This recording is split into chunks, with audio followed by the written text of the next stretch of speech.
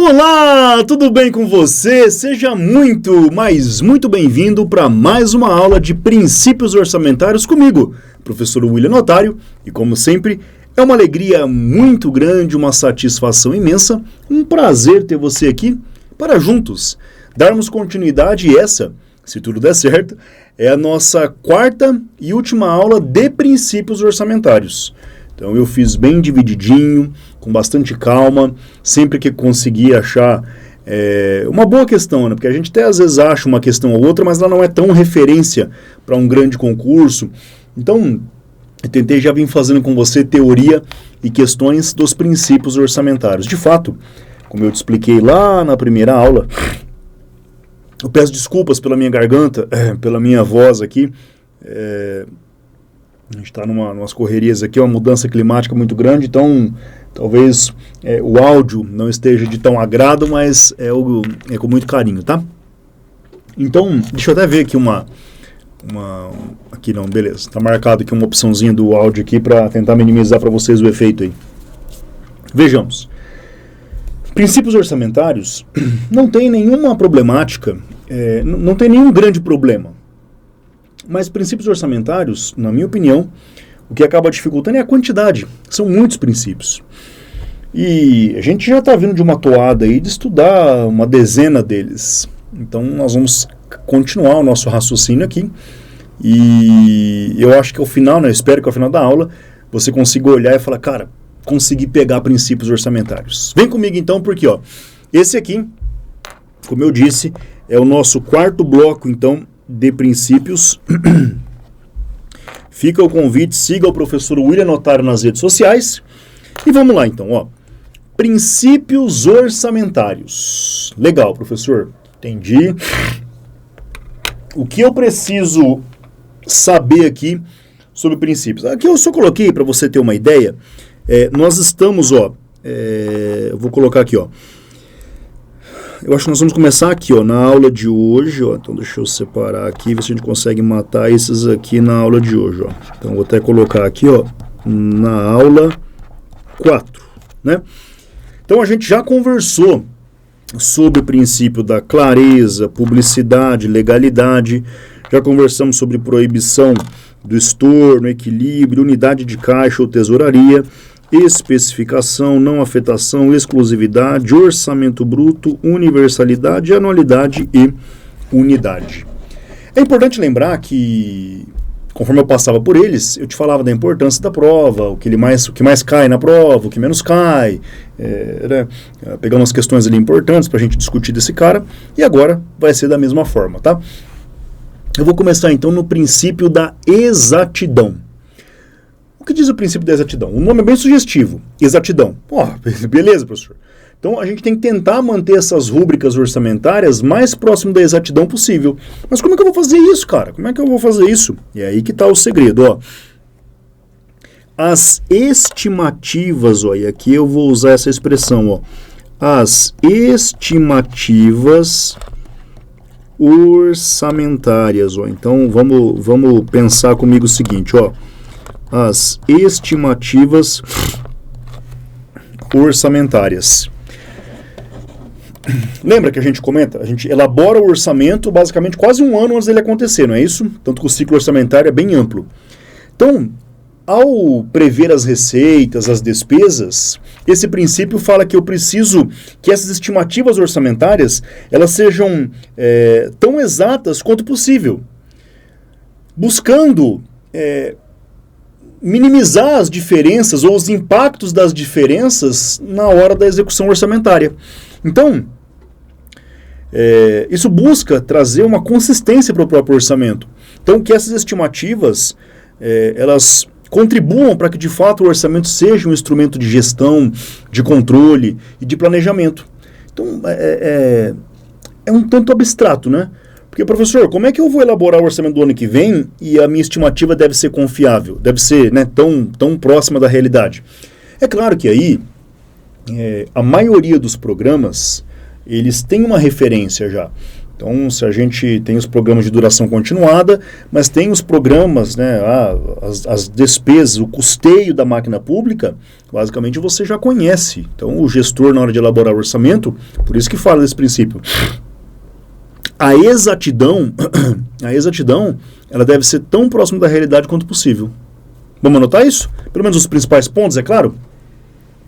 Então, as estimativas orçamentárias, elas devem ser, elas devem ser tão exatas quanto possível. Então, isso aqui fica bem claro para você, ó, tão exatas quanto possível. Ah, beleza, professor. Então, elas devem ser tão exatas quanto possível. Mas o porquê disso, então? Ó, agora eu vou trazer para você aqui as características do próprio princípio. Ó, vem cá comigo, então, as características do próprio princípio. Ó. Então, isso vai reforçar, então vem comigo. Ó, isso vai reforçar o orçamento. Então, isso vai reforçar o orçamento no seu papel da administração orçamentária, que vai ser o quê? Ó? Usado como instrumento de gerência, usado como instrumento de programação, ó. Então, usado como instrumento de programação, usado como instrumento de controle, ó. Então, usado como instrumento de controle. Tamo junto? Você conseguiu entender isso aqui? Então veja, ó, você tem esses detalhezinhos. Então o orçamento ele vai ser mantido dessa forma. Então quando você traz um orçamento dentro da exatidão, você reforça a ideia deles como instrumento de gestão, como instrumento de planejamento, como instrumento de controle. Tá? Então você tem essas características todas aí. Tranquilo? Então o princípio da exatidão. O que a banca pode cobrar disso, professor? Vamos lá, vou te mostrar. A FGV perguntou isso aqui esses dias, ó. Determinado ente da federação alterou a sua Constituição Estadual por meio de uma emenda, acrescentando o artigo 159-A, cuja dicção em seu segundo artigo, parágrafo ali, estabelece o seguinte: o Estado destinará à administração fazendária, anualmente, um percentual, olha aqui que bacana, ó, um percentual do total de sua receita de impostos, a ser estabelecido em lei complementar para a realização. Então, ó, a ser estabelecido em lei complementar. Com base no exposto, é correto afirmar que, não existindo ressalvas, essa alteração que foi realizada afrontaria o princípio orçamentário. Qual princípio orçamentário que seria afrontado aqui? Vai destinar um percentual da receita. Mas qual percentual? Cadê a exatidão? Olha essa questão da FGV. Cadê a exatidão? Mas cadê? Mas qual o percentual? Eu preciso ter aqui o instrumento como planejamento, como programação, como controle, como gerência. Viu? Então é claro que a lei complementar vai dispor sobre isso, agora é LRF, né? Mas afronta o princípio da exatidão, marca aí para nós, gabarito, letra B. Muito bom. Cara, gostei, viu? Boa questão. Vou tomar uma água, me dá licença, porque a garganta tá aqui no auge, então dá uma olhada aí, ó. Olhou? Tranquilo? Viu? O que você achou? Boa questão, né? Boa questão. FGV 2024. Vamos para a próxima? Vamos lá. Próximo princípio diz o seguinte, ó. Princípio da uniformidade. Esse cara também já foi chamado de princípio da consistência por algumas bancas de renome aí. Então é importante. Tem um outro autor que traz isso aí também, tá? O princípio da uniformidade ou consistência. Bom, uma coisa uniforme, uma coisa consistente, é basicamente uma coisa igual. Tá. Esse princípio ele traz assim, ó, o orçamento ele deve ter uma padronização mínima. E essa padronização mínima, ela é importante, por quê? Ela é importante porque ela vai trazer a possibilidade dos usuários exercerem comparações, exercerem tópicos, pontos relevantes. Então, eu acho que fica bem legal assim, tá? Acho que fica bem legal. Então, padronização mínima. Porque daí os usuários, quem vai acessar aquele orçamento, consegue ter termos comparativos. Então, quer ver? Vamos anotar os detalhes. Ó. Então, vem cá. Esse cara fala que o orçamento, ele deve ter uma padronização, ó. Então, vem comigo, ó.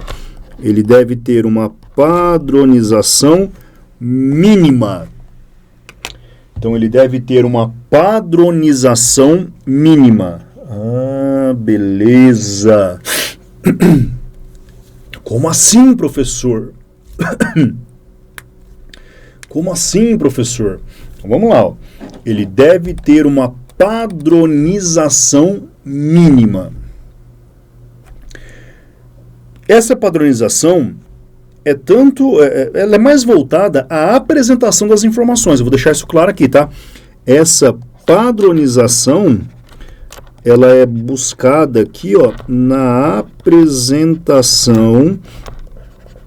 Então, ó, na apresentação das informações. Olha só que bacana, ó. Então, na apresentação das informações. Isso tudo, ele vai permitir comparações, tá? Então vai permitir comparações entre períodos, entre rúbricas. Então eu vou conseguir comparar as receitas, conseguir comparar as despesas, a evolução de um programa, os índices. Mas além disso, já que eu estou buscando uma padronização na apresentação das informações, isso traz uma clareza para os usuários que terão acesso a isso extraírem informações, que talvez é a grande sacada aqui.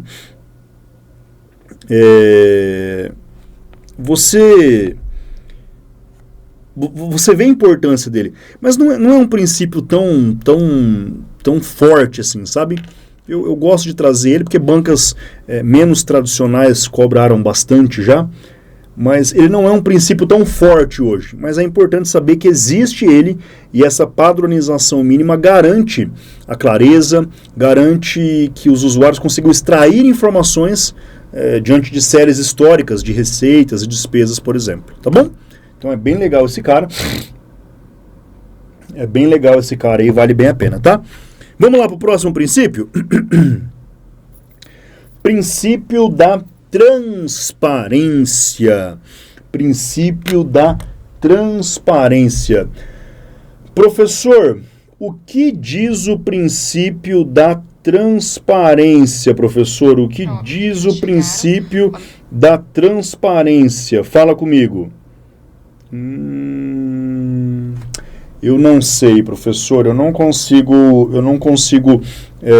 entender agora. Eu não consigo entender agora. Ó. Fala comigo. Pera, ó.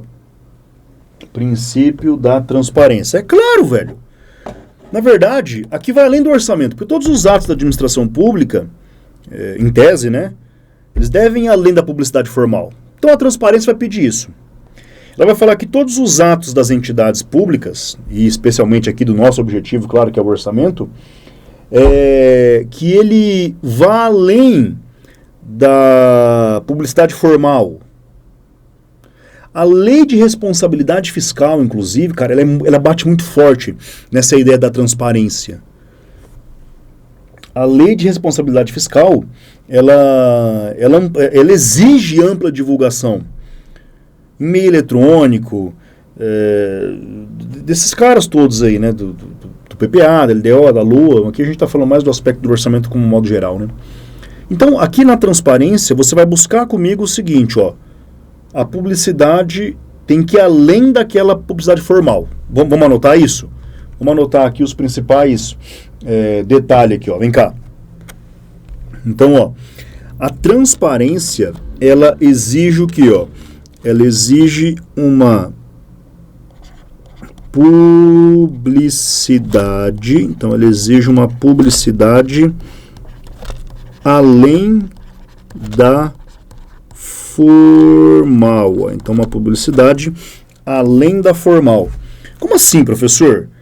Aí aqui nós vamos bater na Lei de Responsabilidade Fiscal.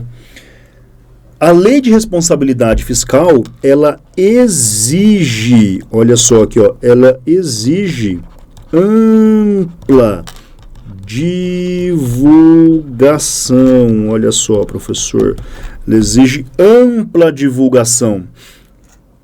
De quem? Do orçamento. Mas aqui, essa ampla divulgação, cara, ela vai inclusive aqui, ó, né? Vamos colocar aqui, ó, do orçamento de um modo geral, mas eu quero também deixar claro aqui já, eu sei que era momento para outra aula, né?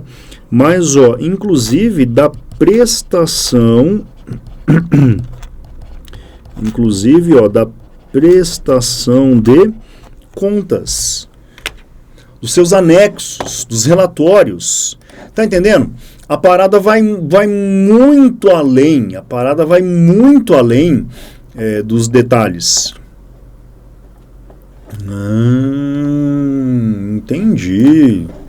Entendi, professor. Eu acho que eu tô querendo entender.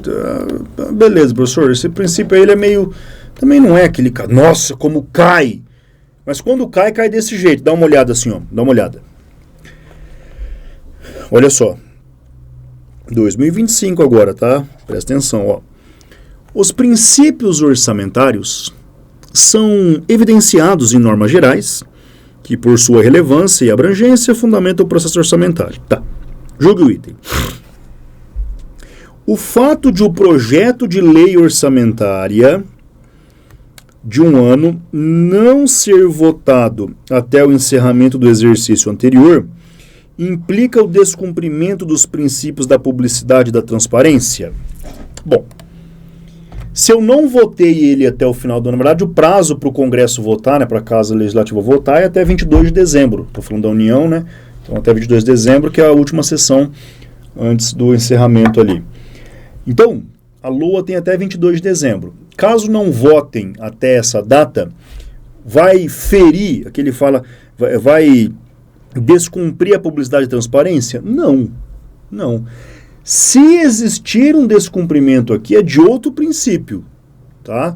Mas a falta de votação ali, às vezes a publicidade, a transparência, quando ele for publicado, quando ele for aprovado, ela vai ser publicada, vai ser transparente. Então, implica o descumprimento desses caras? Não implica o descumprimento. Se a gente fosse discutir aqui outros princípios, aí sim. Mas como o foco dessa questão nesse momento é a gente falar do princípio da transparência, não fere, não descumpre, questãozinha errada. Fechou? Vamos bater mais uma aqui, ó. Princípio da programação, cara. O que significa, ó? O orçamento, ele deve expressar as realizações e objetivos de forma programada, de forma planejada. Então, deve expressar as realizações. Isso acontece por conta da necessidade da programação da peça orçamentária. Então, vamos anotar para você já pegar aqui, ó. Então, o orçamento, ele deve expressar, ó, então vem comigo, ó, o orçamento, ele deve expressar as realizações, ó.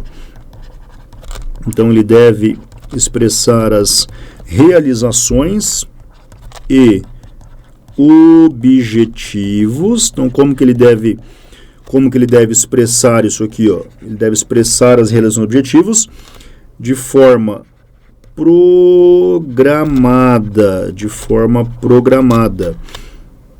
Aqui aparece nas provas às vezes isso aqui, ó, de forma planejada. Tá? Então, o princípio da programação, ele tem justamente essa linha de raciocínio. Ele decorre da necessidade de estruturar o orçamento em programas. E aí a gente poderia até, talvez aqui, falar que esse princípio ele é fruto da evolução do orçamento. quando a gente vai estudar, depende da hora que você está assistindo essa aula aqui, depende do curso que você vai fazer, você tem ali, já estudou os tipos de orçamento, as funções do orçamento, a evolução dela, então tudo isso você ainda pode discorrer comigo sobre ela, tá? Mas a gente fala dessa evolução na hora certa, mas lembra, o orçamento clássico de desempenho, o orçamento programa, então esse orçamento programa basicamente é fruto dele mesmo, tá? Esse princípio ele vem fruto, deixa aqui, tá? Ah, beleza, maravilha, maravilha, maravilha, maravilha. Tamo junto? Tá comigo aí? Vamos continuar a prosa? Próximo princípio, princípio da regionalização. Esse princípio, então, desculpa, ele tem como um propósito aqui, ó, atender a necessidade do orçamento, ele ser elaborado e executado pensando até nos programas de governo mesmo, mas tentar reduzir as desigualdades sociais e regionais.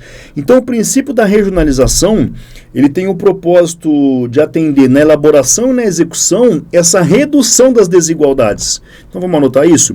Então, ele tem, ele busca, né, atender a necessidade de verificar se o objetivo...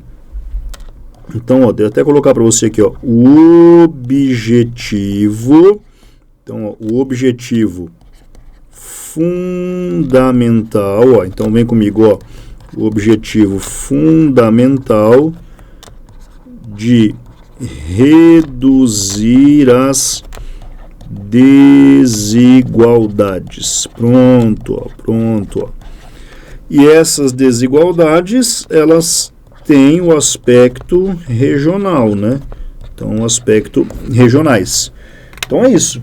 Então, esse princípio, na verdade, não é que ele vai, mas é um princípio que ele busca lá fazer com que o orçamento cumpra essa ideia de redução do aspecto, é um princípio, é um cuidado da República Federativa, essa redução das desigualdades sociais e regionais. Então, esse princípio ele vai de encontro a uma ideia, né, central, já que a gente diz respeito aqui. Próximo princípio, vamos lá comigo, ó. Esse aqui, ele é um pouco, eu não digo nem polêmico, né? Mas esse eu gosto de deixar claro assim, porque a gente consegue ter uma tranquilidade aqui para entender ele. Quer ver, ó?